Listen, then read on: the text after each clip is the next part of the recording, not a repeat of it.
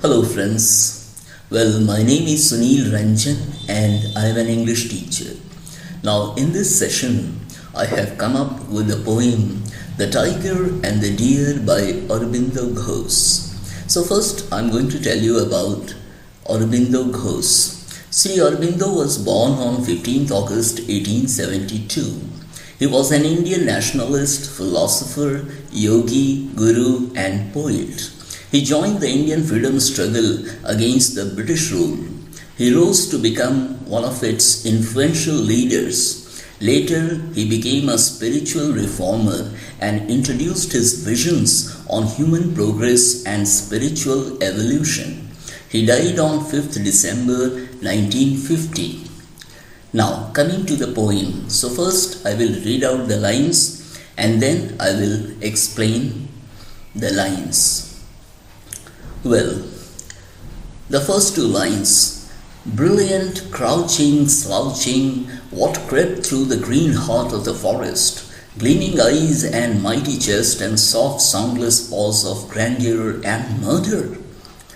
Now the explanation. As the poem begins, the poet admires the movement of a tiger, the mighty and dangerous animal of the forest. The animal leaps through the green forest with its eyes brilliantly shining. It has a heavy, powerful chest. It moves its paws very softly when it reaches for its prey. Its soft and soundless movement indicates its majestic place in the animal kingdom. But at the same time, such a movement also points towards its deadly nature to kill other animals. Now, the next two lines. The wind slipped through the leaves as if afraid lest its voice and the noise of its steps perturbed the pitiless splendor, hardly daring to breathe. Now the explanation. The poet describes the arrival of the tiger by creating the response in the setting by speaking about the wind that slips through the leaves, as if it too is scared of the arrival of the tiger. It fears that its blowing may be noticed by the mighty animal. The poet personifies the wind by telling about its quick withdrawal from the scene through the leaves. The wind is so afraid of the tiger that it breathes too with great difficulty, fearing its sound may reach the animal.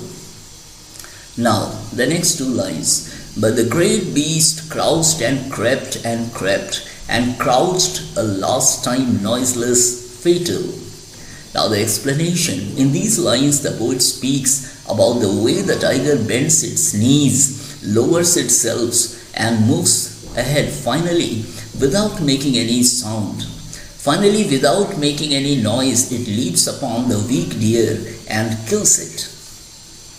Now the next two lines. Till suddenly death leaped on the beautiful wild deer as he drank, unsuspecting at the great pool in the forest's coolness and shadow.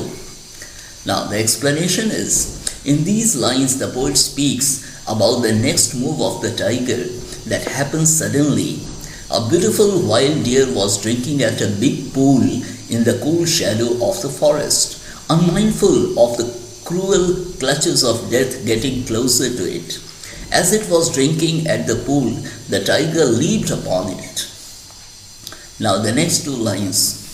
And it fell and torn, died remembering its mate's soft left soul in the deep woodland, destroyed the mild, harmless beauty by the strong, cruel beauty in nature. Now the explanation is, the helpless, beautiful wild deer fell and was torn to pieces by the tiger. The beautiful wild deer died while thinking about its mate, left alone in the deep forest somewhere. The tiger and the deer belonged to nature, the green forest, but one proved to be much more powerful than the other. The weak, wild and beautiful deer was killed. Through these lines, the poet also comments on those who are very powerful and often tend to crush the weak all over the world. Now the next three lines. But a day may yet come when the tiger crouches and leaps no more in the dangerous heart of the forest, as the mammoth shakes no more the plains of Asia. Now, the explanation is, in these lines, the poet becomes optimistic by expressing his view that such wild and devilish attempts are not going to continue for long. Through the two animals of the forest, the tiger and the deer, the poet speaks about the powerful and the weak all over the world. He expresses his hope when he says that a day will come when the strong and powerful will not crush the weak. He says that in Asia there is no more such disturbance as it is in other continents of the world. Now, the next four lines.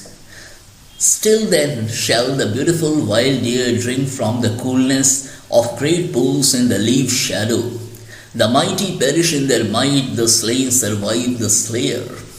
Now the explanation is, in these final lines of the poem, the poet repeats what he said earlier, that the time will come when without any fear, the beautiful wild deer will drink cool water from the big pools in the forest under the shadow of the leaves.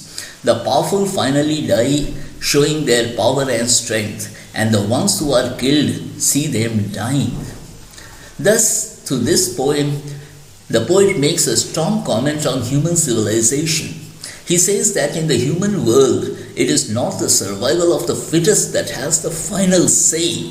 He hopes that humans all over the world will realize that strength and violence point to animal behavior that cannot be accepted in human society. It was important to believe in peace and care for others. So here I come to the end of the explanation of the poem with its text. And my dear friends, if you have subscribed to my channel, well, so nice of you. And if you haven't subscribed, then if you choose to subscribe, then I promise that I'll be coming up with fine videos for you from time to time in future. And yes, I will stick to my promise. Thank you.